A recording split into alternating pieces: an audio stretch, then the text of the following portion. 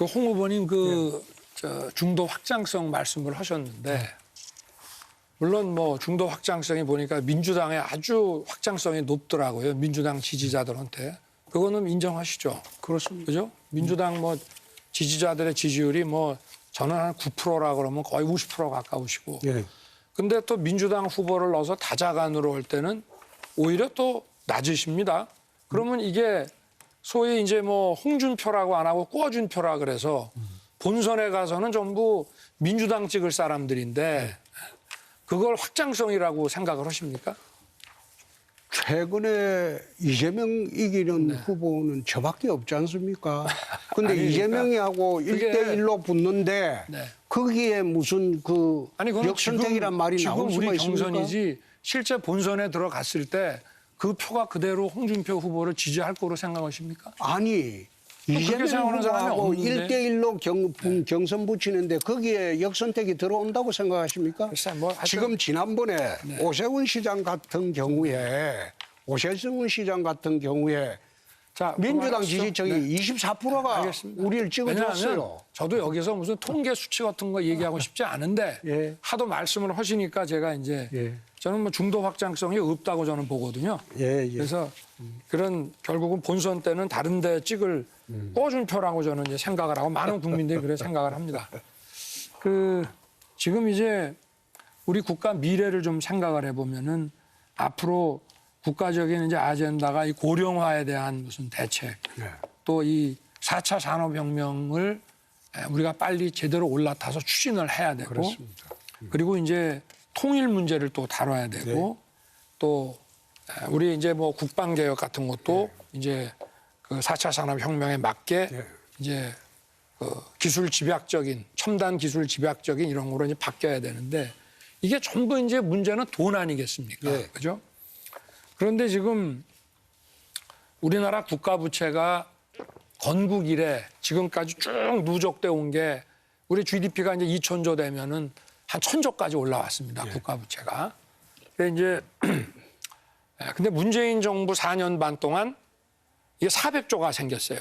이승만 대통령 때부터 박근혜 대통령 때까지 누적된 국가 부채가 600조인데 요 4년 반 동안 지금 400조를 지금 늘어났는데 이게 뭐 지금도 더 국채 발행해가지고 뭐 이재명 후보 같은 그런 분들은 이렇게도 얘기하더라고.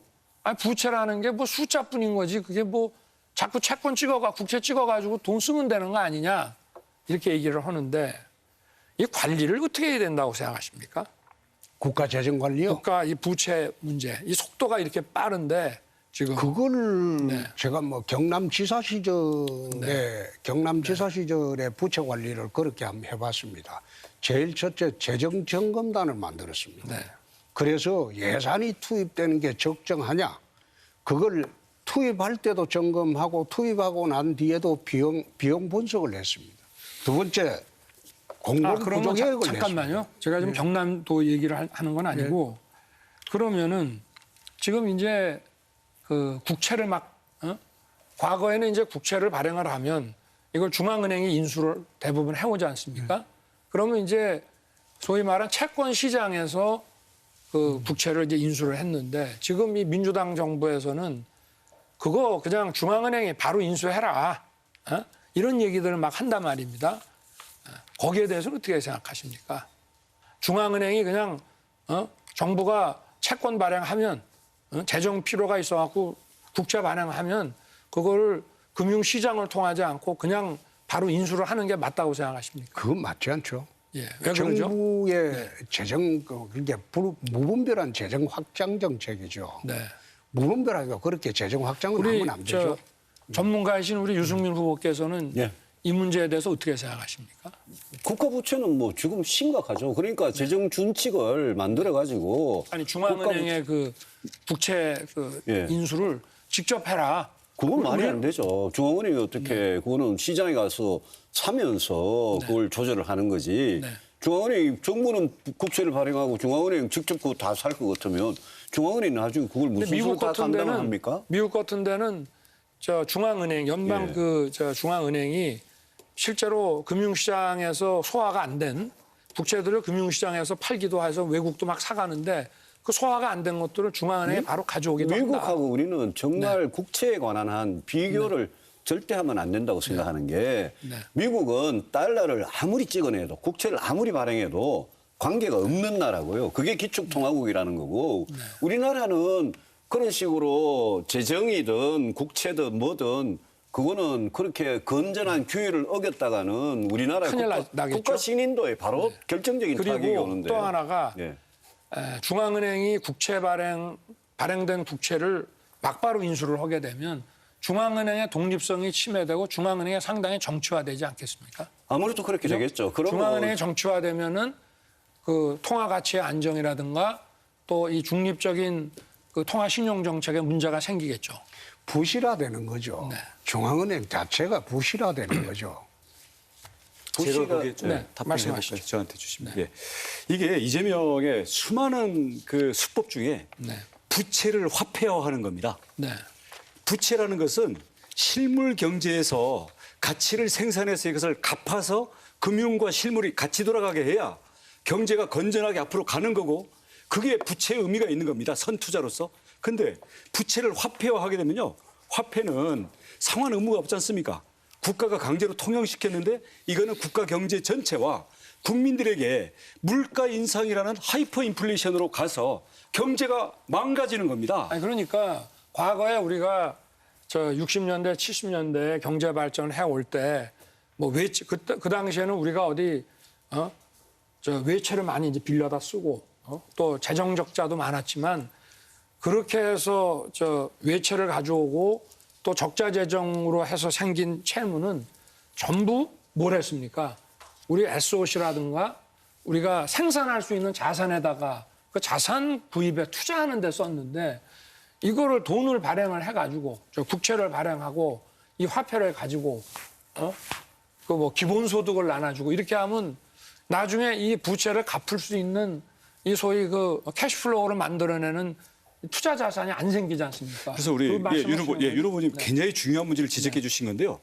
이 이재명의 정책의 핵심을 찌르는 것 중에 하나가 바로 부채의 화폐화입니다. 그렇습니다. 국가 만능주의고의 권력 만능주의고의 또 하나는 목돈을 푼돈으로 만들어서 이걸 흐트러뜨리는데 재주를 갖고 있습니다. 자, 제가 하나 돈은 모여야 힘이 생깁니다. 맞습니다. 예. 네. 하여튼 이런 국가 재정 관리가 앞으로 해야 될 일이 많기 때문에 지금 여기 4차 산업혁명 같은 거 돈 엄청 들어가는 겁니다.